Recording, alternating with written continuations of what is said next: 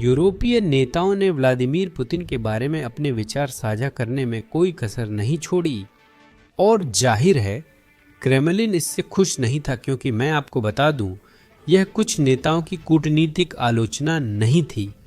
वे सीधे और बेबाक थे। फ्रांस के राष्ट्रपति मैक्रो ने पुतिन को खून का प्यासा राक्षस कहा। सुनिए। और इसलिए मुझे लगता है कि रूस लंबे समय से अस्थिरता फैलाने वाली शक्ति और हम में से कई लोगों के लिए संभावित खतरा बन गया है। और हाल के वर्षों में जो निवेश उसने किया है वह एक रात में 100% से 0% नहीं हो जाता। तो एक देश जो अपने बजट का 40% ऐसे उपकरणों में निवेश करता है जिसने 13 लाख से अधिक सैनिकों की सेना को तैयार किया है, वह दिन या रात में शांति और खुले लोकतांत्रिक व्यवस्था की स्थिति में वापस नहीं लौटेगा। आइए भोले बने, और इसलिए अपनी खुद की जीवित रहने के लिए भी उसे खाते रहना जरूरी है। तो ये एक शिकारी है, हमारे दरवाजे पर खड़ा एक राक्षस है। मैं ये नहीं कह रहा कि कल से फ्रांस हमला कर देगा, लेकिन यूरोप वासियों के लिए ये खतरा नजरअंदाज नहीं किया जाना चाहिए। रूस के बारे में आप क्या सोचते हैं? यह साक्षात्कार उस बैठक के बाद हुआ जिसमें राष्ट्रपति मैक्रो, ट्रंप, अन्य यूरोपीय नेता और राष्ट्रपति जेलेंस्की यूक्रेन मिले थे। उस बैठक में उन्होंने यूक्रेन में शांति लाने और रूस को फिर से ऐसा करने से रोकने पर चर्चा की। अब जैसा कि आप में से कई लोग पहले से जानते होंगे, यह एक बंद दरवाजे के पीछे हुई बैठक थी, लेकिन अब हमें इन सभी साक्षात्कारों के माध्यम से संकेत मिल रहे हैं कि बैठक में क्या चर्चा हुई और क्या निर्णय लिया गया, जो सभी नेताओं ने बैठक के बाद दिए हैं। यहाँ राष्ट्रपति मैक्रो बता रहे हैं कि बैठक कैसी रही और क्या निर्णय हुआ। आइए मुद्दों पर बात करें। आप काफी दृढ़ थीं, क्या अब भी युद्ध विराम को जरूरी मानती हैं? राष्ट्रपति ट्रंप जब अलास्का जा रहे थे तो उन्होंने कहा कि वह चाहते हैं कि युद्ध विराम समझौता हो, अन्यथा उन्होंने कहा कि इसके बहुत गंभीर परिणाम होंगे। क्या आपको लगता है कि युद्ध विराम अभी भी संभव है? मुझे उम्मीद है। चलिए इसे एक बार फिर से संधि या युद्ध विराम कहते हैं। लेकिन हमें क्यों चाहिए? हमें सबसे पहले हत्याएं रोकनी होंगी, कई इतालवी कारणों से। दूसरा, क्योंकि अगर हम ईमानदार, तर्क संगत, व्यापक बातचीत करना चाहते हैं ताकि शांति स्थापित की जा सके, तो आप इस चर्चा को आयोजित नहीं कर सकते। मेरा मतलब है बमबारी के बीच में। देखिए, आज हम राष्ट्रपति जेलेंस्की के साथ थे। राष्ट्रपति ट्रंप ने हमारी बैठक के अंत में राष्ट्रपति पुतिन को फोन किया और हम इस कॉल के तुरंत बाद फिर से मिलेंगे। इस बीच रूसी सेना ने यूक्रेन में नागरिकों पर हमलों की एक श्रृंखला आयोजित की। तो यूक्रेनी राष्ट्रपति और यूक्रेनी अधिकारियों के लिए शांति पर बातचीत करना असंभव है। अन्य देशों को नष्ट किया जा रहा है और अन्य नागरिकों की हत्या की जा रही है। यही वह जगह है जहां रूस की अब तक की बातों पर ध्यान देना जरूरी है। देखिए, जब से यह युद्ध शुरू हुआ है, यह बिना मतलब का आक्रमण जो पुतिन ने शुरू किया था, रूस लगातार यह कहता आ रहा है कि ओह, सभी को इस आक्रमण को रूसियों के नजरिए से देखना चाहिए। उन्हें यह समझना चाहिए कि रूसियों की सोच कहां से आ रही है। तो जब इन वार्ताओं की बात आती है तो रूसियों को यह समझना चाहिए कि यूक्रेनियों की सोच कहां से आ रही है। अब मैं यूक्रेनी नेताओं, राष्ट्रपति जेलेंस्की को समझता हूं। ये चुने गए हैं और इन्हें खास तरह से पेश आना होता है। लेकिन इंसान होने के नाते रूसियों को कैसे उम्मीद हो सकती है कि यूक्रेनी प्रतिनिधिमंडल शांतिपूर्वक और निष्पक्षता से बातचीत करेगा, जबकि रूसी ड्रोन और रूसी मिसाइलें मासूम यूक्रेनी नागरिकों को मार रही हैं और रूस यूक्रेनी बच्चों का अपहरण कर रहा है। सिर्फ इंसानियत के नजरिए से देखें तो शायद रूस को भी इस मामले में यूक्रेन की तरफ से सोचना चाहिए। मुझे पता है कि व्लादिमीर पुतिन के लिए ऐसा करना मुश्किल है, लेकिन अर्थव्यवस्था गिरने पर उन्हें संघर्ष खत्म करने के नए तरीके सोचने होंगे। आइए सुनते हैं राष्ट्रपति इमैनुएल मैक्रो क्या बताते हैं कि डोनाल्ड ट्रंप पुतिन पर संघर्ष विराम के लिए दबाव डालेंगे या नहीं। चलिए सुनते हैं सभी। यूरोपीय नेताओं ने आज इस मुद्दे पर राष्ट्रपति डोनाल्ड ट्रंप पर दबाव डाला और जोर दिया कि वे अभी पुतिन पर संघर्ष विराम के लिए दबाव बनाना जारी रखें। मैं इस पर बिल्कुल स्पष्ट रहूंगा। राष्ट्रपति डोनाल्ड ट्रंप ने फरवरी में ही पहला संघर्ष विराम प्रस्ताव दिया था। मार्च में राष्ट्रपति जेलेंस्की ने दोहा में बिना शर्त संघर्ष विराम स्वीकार कर लिया था। जो हमेशा संघर्ष विराम से इनकार करते रहे हैं वे राष्ट्रपति पुतिन हैं। तो क्या राष्ट्रपति ट्रंप को राष्ट्रपति पुतिन पर प्रतिबंध लगाने चाहिए? और राष्ट्रपति ट्रंप ने इस बात को बहुत स्पष्ट किया कि अलास्का के बाद उनका नजरिया सिर्फ संघर्ष विराम का नहीं है, बल्कि एक शांति समझौते का है जो कहीं ज्यादा व्यापक है। तो ये एक अच्छी खबर हो सकती है, लेकिन ये स्पष्ट है कि शांति समझौता रातों रात नहीं लिखा जाएगा। इसमें समय लगेगा, शायद कुछ दिन, कुछ हफ्ते, और इस समय के दौरान हमें एक युद्ध विराम की जरूरत है। इसी वजह से मैं इसे युद्ध विराम कहता हूं। अगर हम दूसरा शब्द चाहें तो युद्ध विराम नहीं, लेकिन हमें हत्याएं रोकनी होंगी। तो हम सब आपसे सहमत हैं राष्ट्रपति महोदय कि हमें हत्याएं रोकने के लिए दबाव बढ़ाना होगा और एक पूर्ण शांति समझौते की प्रक्रिया शुरू करनी होगी। तो यही हमारे उद्देश्य हैं। क्या वह ऐसा कर सकते हैं? क्या आप पुतिन पर दबाव बना सकते हैं? बिना किसी शक के मैं इस बात के बहुत पक्ष में हूं कि अगर आखिर में द्विपक्षीय वार्ता के दौरान कोई गंभीर प्रगति नहीं होती है या त्रिपक्षीय बैठक से इनकार किया जाता है, और या अगर रूस इस दृष्टिकोण का पालन नहीं करता है, तो हाँ, हमें रूसियों पर दबाव बढ़ाने के लिए प्रतिबंधों को, द्वितीयक और प्राथमिक प्रतिबंधों को बढ़ाना होगा। अब वह कहते हैं कि लोग भूल रहे हैं, खासकर वे जो युद्ध का शांतिपूर्ण अंत चाहते हैं। वे भूल रहे हैं कि यह बराबर देशों का युद्ध नहीं है। रूस ने ही यह शुरू किया था। यूक्रेन के पास लड़ने के अलावा कोई विकल्प नहीं, वरना उसका अस्तित्व नहीं रहेगा। अगर रूस लड़ाई रोक दे तो युद्ध खत्म हो जाएगा। अगर यूक्रेन लड़ना बंद कर देता है तो यूक्रेन एक स्वतंत्र देश नहीं रहेगा। हमें यूक्रेन पर दबाव नहीं डालना चाहिए कि वे अपनी इच्छानुसार चीजें छोड़ें, सिर्फ युद्ध शांतिपूर्वक खत्म करने के लिए।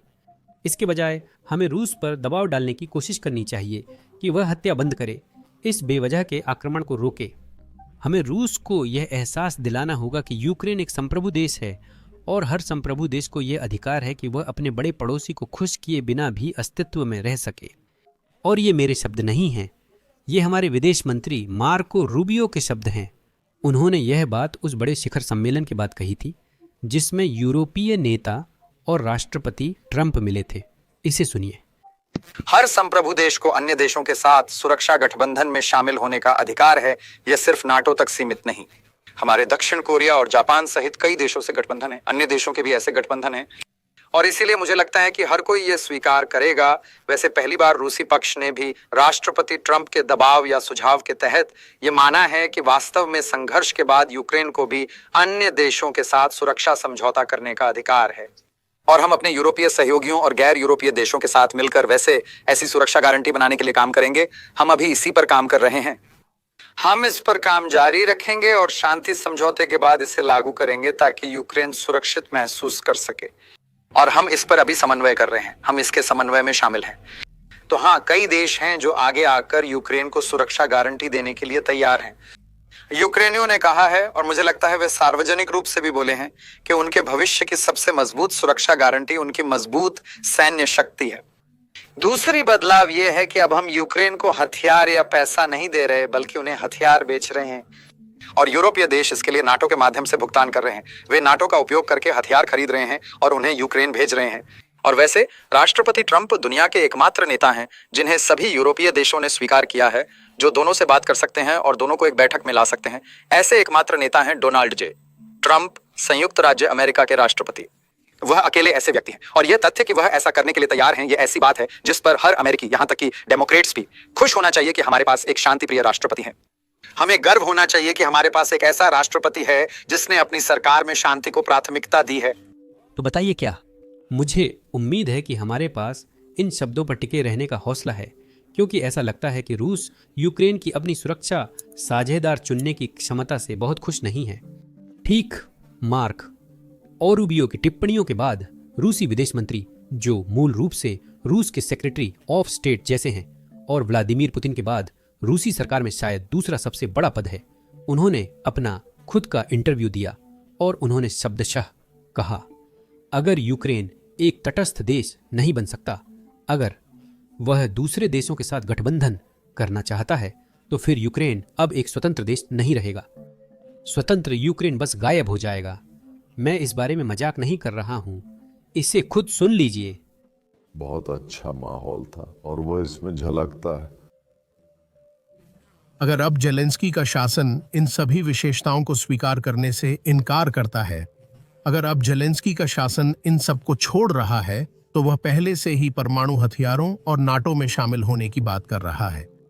यह तटस्थता से इनकार करने की भी बात करता है, लेकिन शायद तब वे आधार जो यूक्रेन को एक स्वतंत्र राज्य के रूप में मान्यता देने के केंद्र में थे, गायब हो जाएंगे। यह बहुत महत्वपूर्ण है, वरना अंतर्राष्ट्रीय कानून निर्णायक भूमिका नहीं निभाएगा। लेकिन वही नियम जो पश्चिम द्वारा कभी बनाए ही नहीं गए, लेकिन वह उन्हें हर मामले में तब गढ़ता है जब उसे कुछ स्वीकार करना जरूरी होता है। और इसी तरह की स्थिति में वह ऐसा तब करता है जब उसे उसी तरह की स्थिति में खुद पर फैसला करवाना होता है। लेकिन यह काम नहीं करेगा, अब ऐसा नहीं होगा। यूरोप का कहना है कि रूस ने बिना किसी उकसावे के यूक्रेन पर हमला किया। ये सब बचकाना है। अब जाहिर है ये वही बात है जो हम इस हमले की शुरुआत से ही कह रहे हैं। पुतिन शांति नहीं चाहते, पुतिन यूक्रेन चाहते हैं। वह नहीं चाहते कि यूक्रेन एक संप्रभु देश के रूप में अस्तित्व में रहे, और अब वे यही बात सार्वजनिक रूप से कह रहे हैं। और ये सिर्फ रूसी सरकार या रूसी प्रशासन ही नहीं है जो ऐसा सोच रहा है। असल में हाल ही में एक साथी यूट्यूबर आंद्रेस नील्सन के एक वीडियो में उन्होंने 2021 में एक रूसी विद्वान के साथ हुई बातचीत की कहानी साझा की, जिसमें वह रूसी विद्वान मूल रूप से कहते हैं कि यूक्रेन के पास कोई विकल्प नहीं है, जैसे यूक्रेन के पास अपना भविष्य खुद तय करने का विकल्प कभी था ही नहीं। यह वैसा है जैसे आप रेस्तरां जाते हैं। यह उनकी उपमा है, मेरी नहीं। जब आप रेस्तरां में जाते हैं तो मेन्यू में से कुछ भी ऑर्डर कर सकते हैं। तो इस रूसी अकादमिक के अनुसार यूक्रेन के पास कभी वह मेन्यू था ही नहीं जिसमें वे अपने देश चुन सकते, अपने गठबंधन चुन सकते। यूक्रेन ने 24 अगस्त 1991 को सोवियत संघ से स्वतंत्रता प्राप्त की थी, और रूसी अकादमिकों और रूसी अधिकारियों के अनुसार यूक्रेन की स्वतंत्रता इस तथ्य पर आधारित थी कि वह हमेशा रूसी प्रभाव क्षेत्र के भीतर ही रहेगा। अब जब यूक्रेन इससे निकलने की कोशिश कर रहा है, रूसी अधिकारी कह रहे हैं कि इससे उसकी स्वतंत्रता का समझौता अमान्य हो जाता है। अगर यूक्रेन एक संप्रभु राष्ट्र बनना चाहता है तो वह अपनी स्वतंत्रता खो देता है। यही व्लादिमीर पुतिन अभी करने की कोशिश कर रहे हैं। यही असली वजह है कि पुतिन ने 2014 में यह युद्ध शुरू किया था, और इसी वजह से उन्होंने इसकी शुरुआत की थी। 2022 में पूरा आक्रमण। उनके पास कई बहाने हैं जिन्हें वे रूसी तर्क को फायदा पहुंचाने के लिए इस्तेमाल करते हैं। पुतिन कहेंगे कि यह इसलिए है क्योंकि यूक्रेन नाटो में शामिल होना चाहता था, या पुतिन कहेंगे कि यह इसलिए है क्योंकि यूक्रेन रूसी भाषी लोगों पर अत्याचार कर रहा था, या पुतिन कहेंगे कि यह इसलिए है क्योंकि यूक्रेन रूसी ऑर्थोडॉक्स चर्च माफिया को बंद करने की कोशिश कर रहा था। ये सारे बहाने सिर्फ बहाने ही हैं। यह असली वजह नहीं है कि उसने हमला क्यों किया, क्योंकि राष्ट्रपति ट्रंप ने कहा है यूक्रेन नाटो में नहीं जाएगा। अगर वही वजह होती तो युद्ध उसी वक्त शुरू हो जाना चाहिए था। अगर असली वजह रूसी भाषी आबादी की रक्षा करना होती तो पुतिन उन लोगों के घरों पर बमबारी और गोलाबारी नहीं कर रहे होते जो रूसी बोलते हैं। यूक्रेन के पूर्वी हिस्से में ज्यादातर रूसी भाषी रहते थे, जिसे पुतिन ने तबाह कर दिया है। अगर वह सच में रूसी भाषी आबादी को उन झूठे अपराधों से बचाना चाहते तो यह युद्ध ऐसे नहीं चला रहे होते जैसे अब चला रहे हैं। अगर यह रूसी ऑर्थोडॉक्स चर्च के बारे में होता तो क्या होता? पुतिन बस चर्च का इस्तेमाल रूसी सरकार की जासूसी शाखा के रूप में करना बंद कर सकते हैं, और फिर किसी भी देश को रूसी और ऑर्थोडॉक्स चर्च से कोई समस्या नहीं होगी। ये कारण असली वजह छुपाने के लिए सिर्फ बहाने हैं। असल में रूस नहीं चाहता कि यूक्रेन एक संप्रभु देश के रूप में अस्तित्व में रहे। अब यह बात यूरोपीय नेताओं को समझ में आ गई है, खासकर उन नेताओं को जिन्होंने पहले पुतिन से डील की है, जो उन बैठकों में बैठे हैं जहां पुतिन ने युद्ध विराम के लिए सहमति जताई, लेकिन फिर से तैयारी करके फिर से हमला करने के लिए लौट आए। और यही वजह है कि ये नेता इस समय इतने दृढ़ हैं कि बिना उचित सुरक्षा गारंटी के कोई दीर्घकालिक शांति नहीं हो सकती।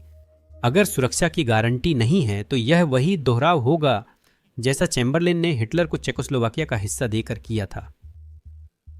हमने ये जॉर्जिया और यूक्रेन दोनों में देखा है, लेकिन आप जानते हैं मैं इसकी बुनियादी बातों पर जोर देता रहता हूँ। राज्य का अस्तित्व स्वतंत्रता, संप्रभुता व क्षेत्रीय अखंडता पर निर्भर है। और द्वितीय विश्व युद्ध के बाद जो हमारे लिए शीत युद्ध और निरंतरता का युद्ध था, फिनलैंड ने स्वतंत्रता बनाए रखी, जबकि दुर्भाग्यवश हमारे बाल्टिक मित्रों के साथ ऐसा नहीं हुआ। लेकिन हमने निर्णय लेने की संप्रभुता खो दी और हमने अपनी भूमि भी खो दी। लेकिन फ़र्क ये है कि उस समय फिनलैंड अकेला था, लेकिन अब यूक्रेन अकेला नहीं है। और यही वजह है कि मुझे लगता है कि हम सभी के लिए, चाहे वह टीम यूरोप हो या टीम यूएस, यूक्रेन की स्वतंत्रता, संप्रभुता और क्षेत्रीय अखंडता के लिए लगातार काम करते रहना बहुत ज़रूरी है। और सच कहूँ तो मुझे लगता है कि अगर हम सुरक्षा गारंटी पे काम करें तो वह संप्रभुता की गारंटी देगा और क्षेत्रीय अखंडता को भी मजबूत करेगा। राष्ट्रपति सुबा, आपके समय और धन्यवाद के लिए आभार।